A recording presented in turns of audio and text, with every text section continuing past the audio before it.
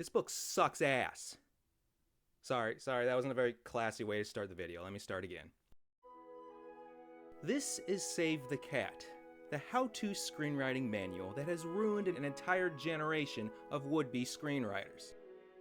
Because it sucks ass. Written by Blake Snyder, the credited screenwriter for the movies Blank Check, Stop or My Mom Will Shoot, and that's it. Stop or my mother will shoot. Stop or my mom will shoot, exactly. Yes. That's right. And so I read the script and it was a piece of Save the Cat promotes itself as the last book on screenwriting you'll ever need. And what that really means is the last book you'd ever want to read, as it amounts to 182 pages of shallow generalities, bad advice, and gimmicky bullcrap, all conveyed in an arrogant, self-aggrandizing tone. Now, I have no reason to care about this litterbox filler if it was just another rubbishy manual to throw on the pile. But through a combination of heavy-handed corporate marketing and a lot of the blind leading the blind, Save the Cat has managed to usurp a position on the Mount Rushmore of screencraft, chiefly by positioning itself as the first book anyone interested in screenwriting should read. And that's where I have a problem.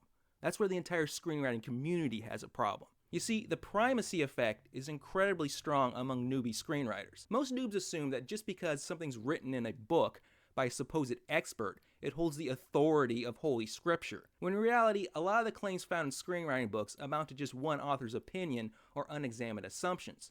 And should such a book fill a virgin writer's head with garbage, it could take years, if ever, to clear that garbage out, because they will cling to it with cult-like fervor, no matter what anyone else says. And should this effect be widespread enough, we have the ruin of an entire generation. Full disclosure, I'm a narrative theorist. I have only scant experience as a paid professional screenwriter. A long time ago, not really worth talking about. I followed that path for a little while until I realized I didn't like it. Turns out I have a ton of analytical left brain, but not so much creative right brain. That's how I found my love for narrative theory. But, like Sid Field, I'm a narrative theorist who began by critiquing dozens after dozens of bad screenplays. That's how I realized most screenwriting manuals were kind of junk. Aspiring writers were simply not being told certain fundamental things they needed to know about the way movie stories work.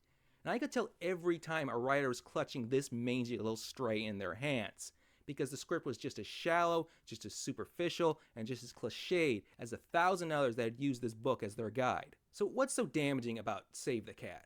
Well, when I was rereading this book for this video, one name kept popping into my mind. Sammy Glick. Sammy Glick is the title character of What Makes Sammy Run, a short novel by Oscar-winning screenwriter Bud Schulberg. It tells the story of Sammy Glick, an immoral little twat who lies and cheats his way from copy boy to studio vice president with the motto, if you can't be smart, be loud. Bud's book raised a lot of hackles in Hollywood for exposing its ethical bankruptcy, to the point that Bud nearly got into a schoolyard-style fistfight with John Wayne. I bring this up because I see Sammy running all over Save the Cat. There is a thickness of glickness on every page. Because Save the Cat isn't a book on how to write a good screenplay. It's a book on how to sell a movie idea you haven't yet planned out or written. Then once the contract is signed, the craft basically amounts to covering your ass. The craft is just a series of shortcuts to make you appear competent enough to get hired again. You know, a lot of script gurus are accused of being snake oil salesmen. But Save the Cat has the distinction of being a book on how to be a snake oil salesman, or at least a hack writer whose only motivation is their next paycheck. And this is made obvious by the book's very organization. See, Chapter 1 isn't about the principles of good storytelling, or satisfying audiences, or anything you expect to find in a screenwriting manual. Instead, it begins with what most authors consider dead last, creating a sales pitch, complete with movie poster and catchy title, so you can sell your idea for a movie before even considering little things like plot or character or whether the idea will actually work or not. I guess Snyder doesn't worry about these things until the deal is signed and the check is in the mail. Ah, the Theranos approach. Sell the idea first and then scramble like hell to back it up later. Chapter 2 continues these shady shortcuts by listing a collection of standard formulas that industry types respond to make your pitch even more appealing. Chapter 3 is on character development, but while character is a crucial element entire books have been written about, Snyder's interest in character is limited to just 5 things. Number 1, a character that helps sell your idea. Well, there's that snake oil again. Number 2, appealing to audience demographics, which I guess means white 20-year-olds. Number 3, giving the character dramatic stakes. At least he got that right. Number 4, considering casting. That is, what actors are bankable enough to open your movie. And number 5, a list of stock character types, which Snyder has the balls to compare to Jungian archetypes. Look, I just did a video on Jungian archetypes. These have nothing in common with Jungian archetypes. Chapter 4 finally introduces story structure. Now, most writers on screencraft can't say enough about structure. It's really the heart and soul of screencraft and what always separates a good script from a bad one. But Snyder opens the chapter by saying it's important for a writer to establish a script structure because that's what'll get you screen credit during Writers Guild arbitration so you can receive royalty checks. Wow. Just wow. I mean, I know all professional writers think about these things, but to state it as your prime motivation? You may have gathered by now that Blake Snyder's tone and attitude are a bit different compared to other writers, such as, say, Sid Field. To compare Snyder and Field is like night and day. When I was doing my Field's Blunder video, even though I was trying to be critical of Field's 3-act model, I couldn't help but become endeared to the guy. Because Sid Field just comes off as a really nice person. He writes with this humility in his tone that convinces you he's just trying to figure things out for his students. In complete contrast, Blake Snyder is constantly arrogant, obnoxious, and cynical. He writes with this chip on his shoulder, with all these weird little vendettas against things like the 2003 Tomb Raider movie. I mean, what, did Snyder pitch to write that movie and get rejected? I mean, get over it, man, it's Tomb Raider. And this bad attitude is never thicker than in the summary sections that end each chapter. In them, Snyder responds to any potential objections, not with reasonable arguments, but with snide sarcasm insulting the reader for daring to challenge his opinion. Snyder even tries to pick fights with his readers by offering his personal email and daring anyone to contact them so they can take the fight one-on-one. And I can only wonder how long it took for Snyder to regret this and deactivate that email. And the crown jewel of this petty combativeness comes in the summary of Chapter 4, which ends with the total non sequitur, "Oh, and BTW, screw memento." Snyder then takes another completely out of the blue jab at the Chris Nolan film 5 pages later by saying, "If you seriously want to debate the value of memento in modern society, I know how much Memento made." Dude, Memento made $40 million off a $9 million budget. That's, let me see.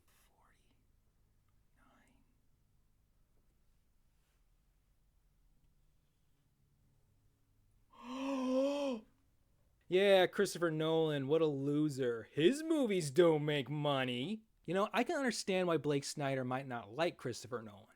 Chris Nolan is a thinking viewer's writer, and there is a strain of anti-intellectualism all through Save the Cat. Snyder doesn't seem to like movies that make you think. Whenever he needs examples and he's not using one of his own failed unproduced screenplays, he goes straight to such cinematic gems as Miss Congeniality, Legally Blonde, and 4 Christmases. Though I wouldn't necessarily call any of these bad movies, except maybe 4 Christmases. If you're looking for examples to emulate, I think you can do better than the mediocre. Now, if you're someone who's trying to learn the craft of screenwriting, there's 2 chapters of Cat that you might think you want to read.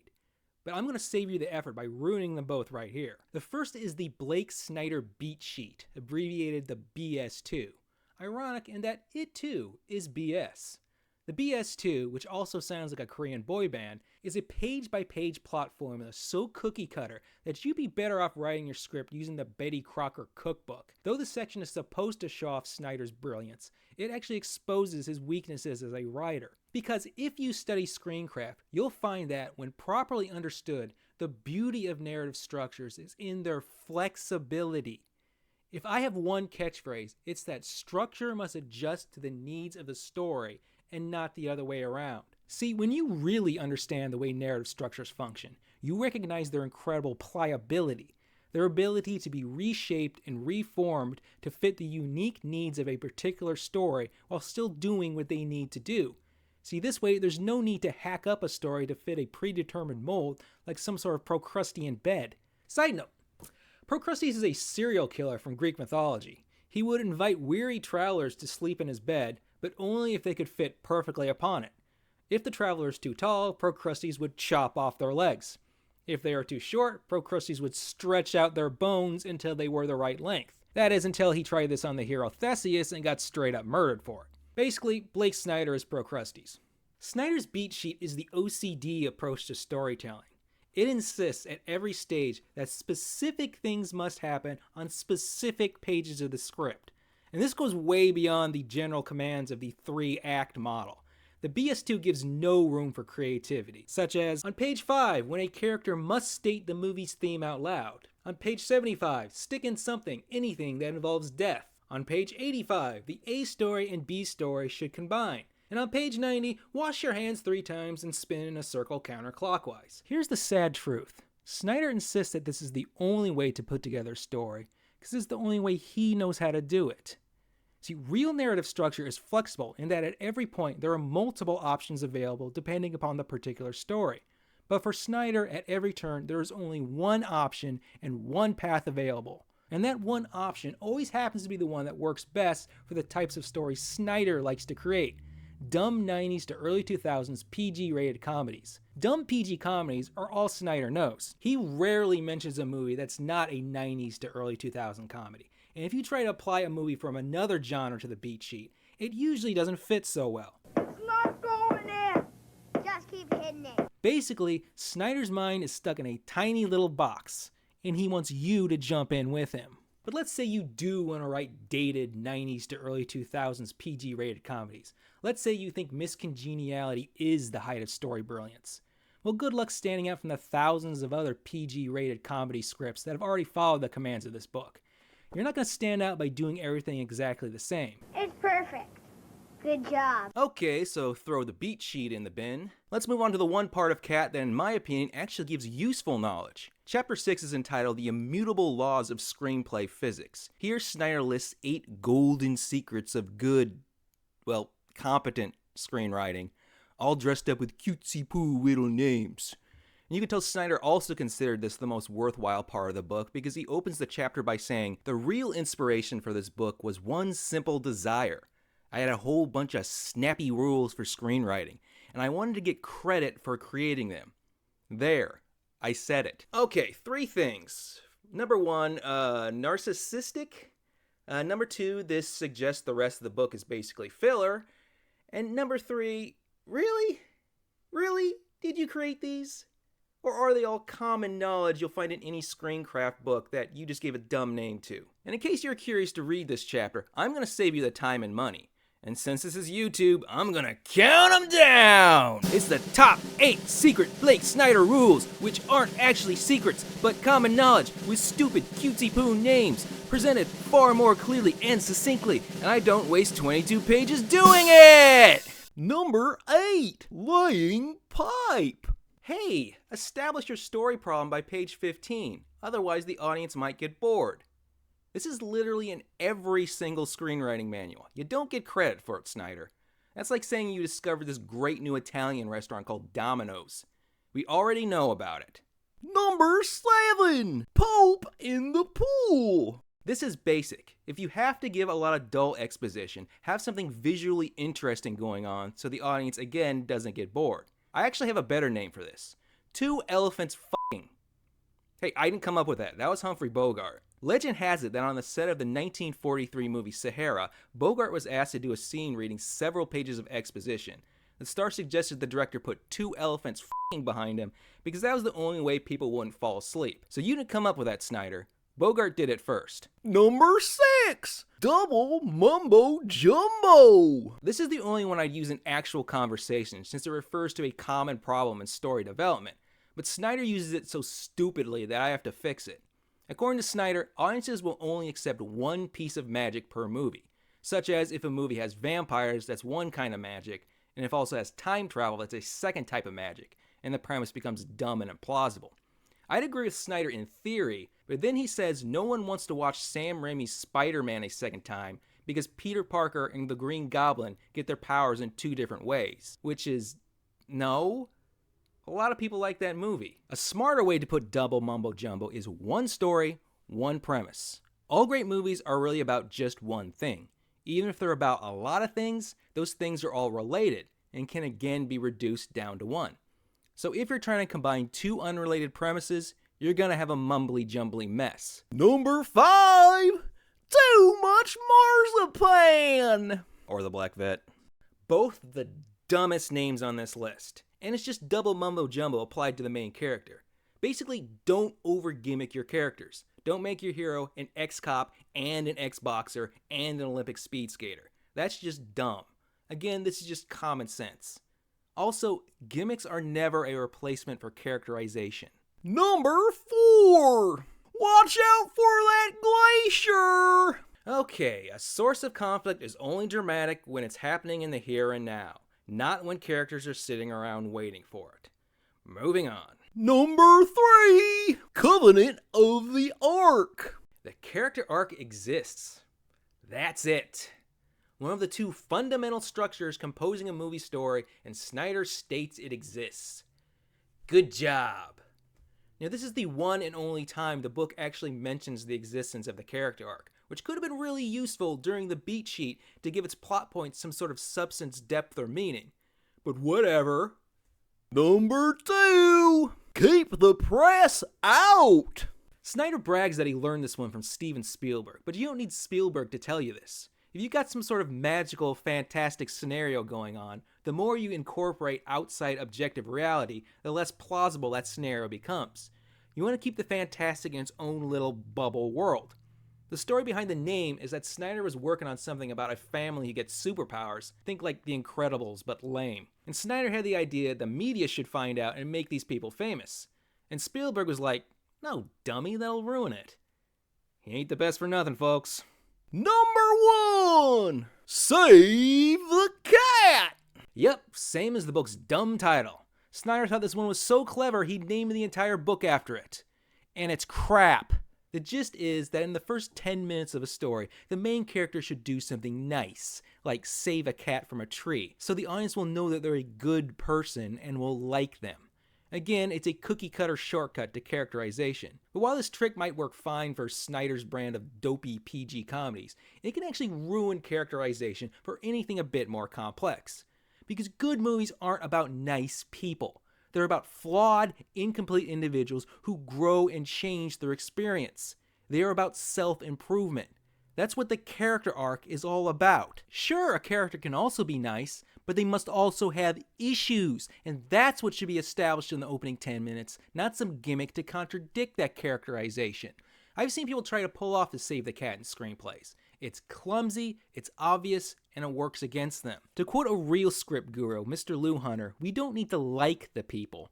We need to understand the people. When we're allowed to understand characters, that is, learn what motivates them and why they do what they do, the characters become relatable, and we're able to get behind them, even if they're total anti-heroes.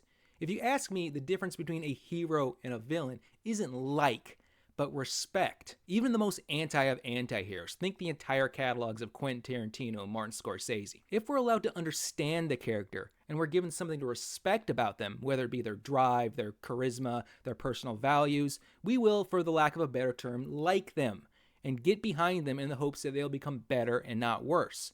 And we don't need a gimmicky scene to do that. So that's it. That's all that's worth knowing from this book. Well, there is some decent advice later on fixing problems during rewriting, but these really amount to band-aid fixes that don't actually solve any actual underlying problems. So, screw them. Hey, be happy. I just saved you $23. Now, I'm no delusional artiste. I know that behind the curtain, Hollywood is one of the most ultra-capitalistic industries there is. And any writer who wants a career must face the cold, hard facts that economics runs everything around them. And a smart writer knows how to play that game to achieve their own personal and artistic goals. In that sense, Save the Cat is not entirely useless. In fact, its hyper-commercial mindset is actually useful, if you're already getting meetings with development execs. But Save the Cat is constantly positioned as the first book beginners should read. And therein lies the rub. When you're a beginner, all you have is the quality of your writing. That's your only selling tool. An excellent script is how you get invited to those meetings. And a cookie-cutter piece of beat sheet isn't going to cut it. You want to be a writer? Learn how to write. But let's say by luck or trickery you do manage to get one of those meetings. You might be able to fool people. Once. Maybe twice. But then they'll learn you can't back it up and you won't get a meeting ever again. But I know I got lots of people out there saying, hey, it has to be good. It sold millions of copies. Gee, it's the same argument Snyder uses to prove the brilliance of miscongeniality. But how did this Emperor Without Clothes sell so many copies? How has it fooled so many people into thinking it's great? Well, like I said at the beginning of this video, Cat is not a book on how to write a good screenplay. It's a book on how to sell an idea.